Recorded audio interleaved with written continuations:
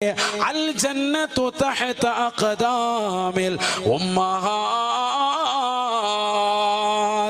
സ്വർഗം നിലകൊള്ളുന്നത് യുദ്ധത്തിന് വേണ്ടി ഇറങ്ങുമ്പോൾ മാത്രമല്ല. വാപ്പായും ഉമ്മായും ഒറ്റക്കിട്ടുകൊണ്ട് യുദ്ധത്തിന് വരരുതേ വരരുതേ. അതിനേക്കാൾ വലുത് പ്രായമാകുന്ന വാപ്പയും ഉമ്മയും നോക്കലാണ് നോക്കലാണ്. അവർക്ക് സേവനം ചെയ്യലാണ്, അവർക്ക് ഖിദ്മത്തെടുക്കലാണ്, അവരുടെ പൊരുത്തം കാംക്ഷിച്ചുകൊണ്ട് നിലകൊള്ളല. അതാണ് നിങ്ങൾക്ക് വിജയമെന്ന് നബിയുനാ റസൂലുള്ളാഹി.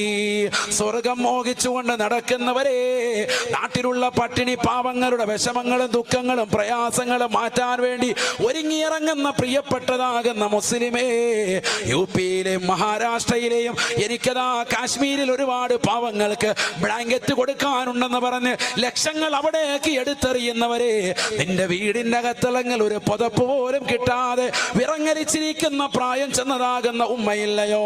ശരീരത്തിൻ്റെതാകുന്ന അസ്ഥിപഞ്ജരങ്ങൾ നിനക്ക് വേണ്ടി നൽകിയതിന്റെ പേരിൽ, നിന്നെ താരാട്ട് പാട്ടി ഉറക്കിയതിന്റെ പേരിൽ, നിനക്ക് മുലപ്പാല് നൽകിയതിന്റെ പേരിൽ വളരെ പ്രയാസം അനുഭവിക്കുന്ന പ്രിയപ്പെട്ട ഉമ്മ, ശരീരത്തിന്റെ എല്ലുകൾ പുറത്തേക്ക് ഉന്തി നിൽക്കുന്ന ഉമ്മ, പോഷകാഹാര കുറവുള്ള പാവപ്പെട്ടതാകുന്ന ഉമ്മ, ആ ഉമ്മയെ നീ ഒന്ന് ശുശ്രൂഷിക്കണേ സഹോദരാ.